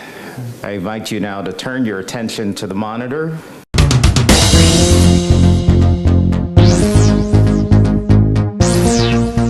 Welcome back. As a product of blending various forms of music in its formative years, Jamaica's popular music has always been a subject of fusion. The latest being dancehall's flirtation with electronic dance music, EDM. But looking back at its 50-odd year journey, reggae's most consistent influencer has always been R&B, with one artist towering over everybody else when it comes to international mainstream success, infusing the two genres. That artist is British-based reggae superstar Maxi Priest. Waking up to a dry. After breaking in the UK during the mid-1980s, the reggae priest, whose Jamaican parents named him Alfred Elliott, immediately became a fixture on charts in the UK and Jamaica. But it was the world Priest was after. She gave me love, love, love. And at the turn of the 1990s, he obliterated the biggest music market on the planet with this track. I just wanna be. This made Maxi Priest the first reggae artist to score a US Billboard #1.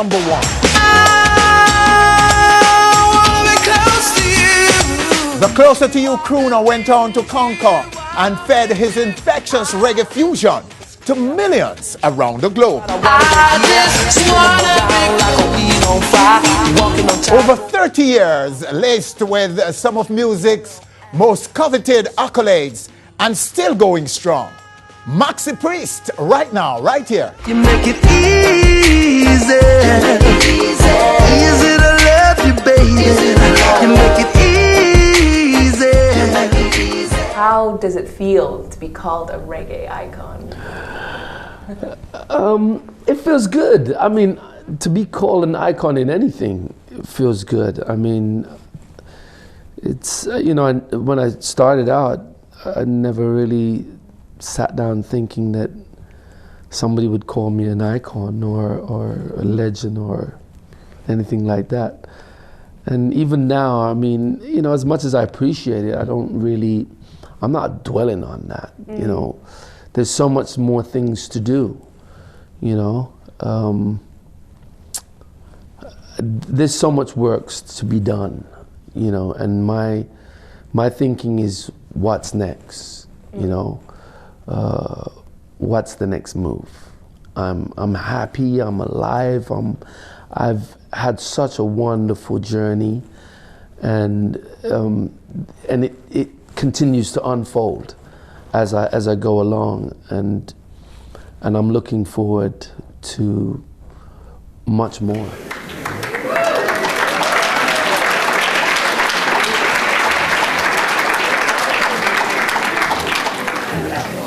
Reggae music is one of Jamaica's biggest exports, and Maxi Priest is one of its biggest exponents.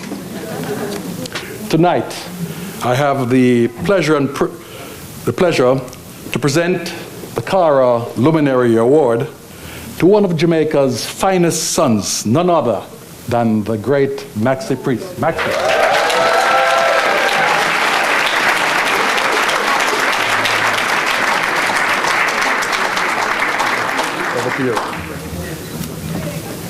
Good evening, everybody. Wow. You know, it's crazy. I've been all around the world and received awards from various different places. But, you know, you get kind of nervous when you receive an award from your own people. You know? It's like, whoa, I wish my mom was here. I want first for you guys to really stand and give an applause to the other folks who received the award tonight, please. I'm going to get this double shot.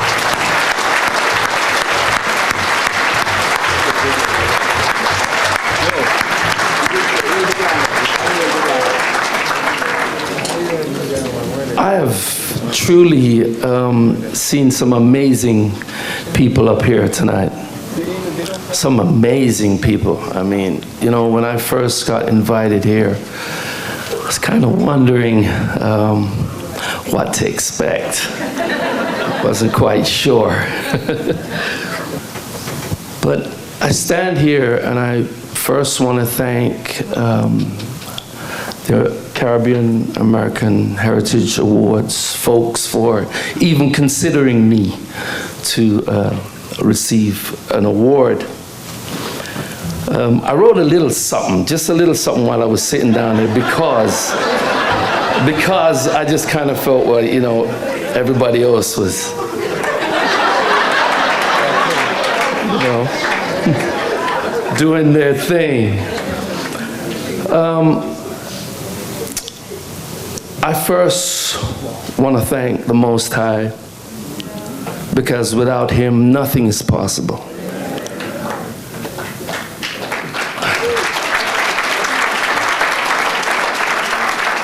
You have to remember that's not for me, you know? We have to thank the Most High God for everything.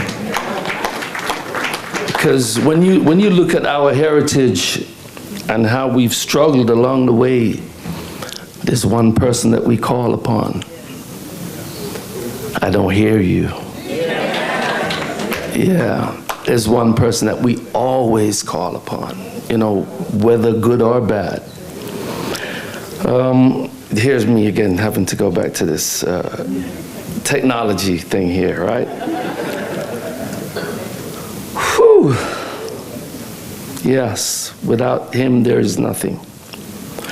I want to thank everybody that has supported me in this journey. My family, as I said, my mother, my father, my brother, my brothers, and my sisters.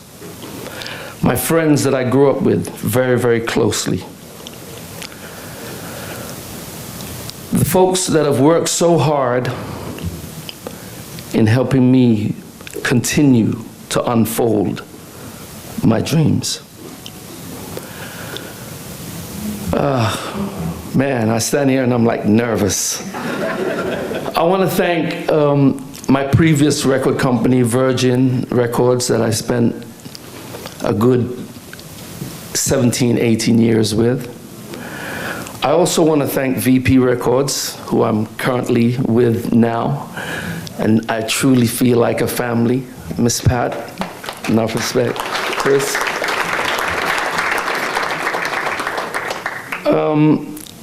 I want to thank my management team, my media team, my band, especially my band, because they are my family that I travel with around the world. My management company, sorry about that, my management, my road management, and especially the fans, because without them, there is no us. We, especially in the music entertainment world, without the fans, there is no us. I accept this award on behalf, whew.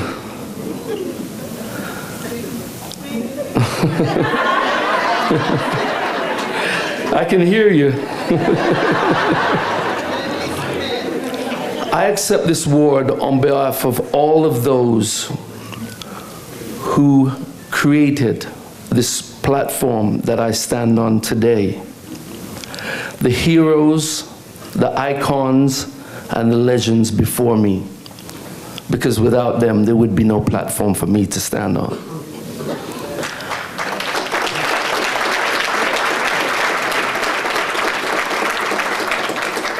There would be too many for me to call their names.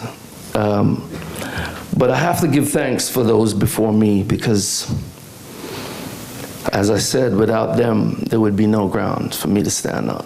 I truly thank you all from the bottom of my heart for this award. It means a lot to me, you know, especially coming from my own people.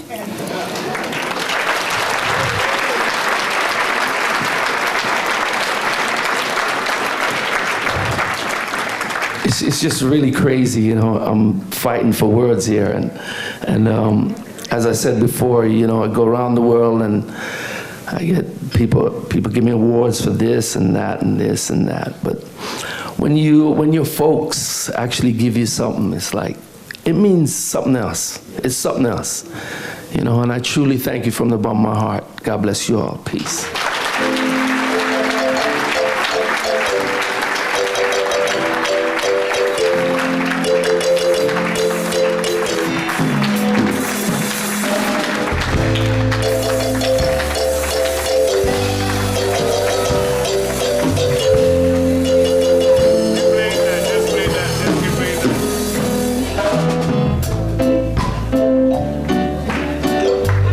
Sure.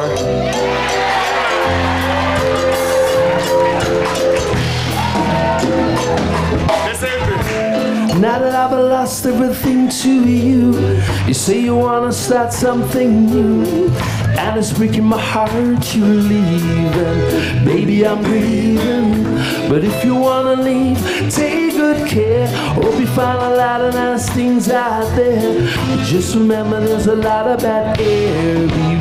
Come on, help me out. Oh, baby, baby, it's a wide world. It's hard to get by just upon a smile, girl. Come on, everybody. Oh, baby, baby, it's a wide world. I'll always remember you like a child, girl.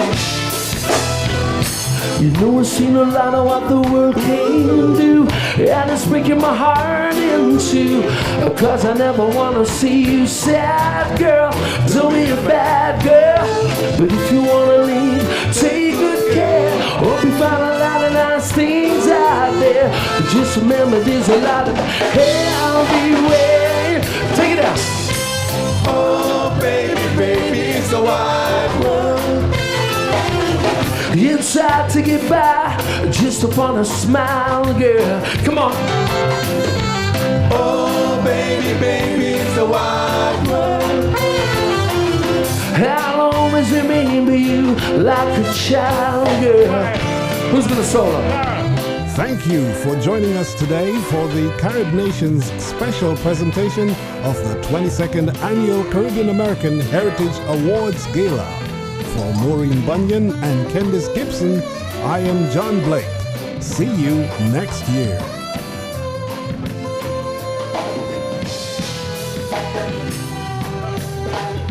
You know I've seen a lot of what the world can do, and it's breaking my heart in two, cause I never wanna see you sad, girl. Don't be a bad girl, but if you wanna leave, take good care. Hope you find a lot of nice friends out there, but just remember there's a lot of hell everywhere. Take it out.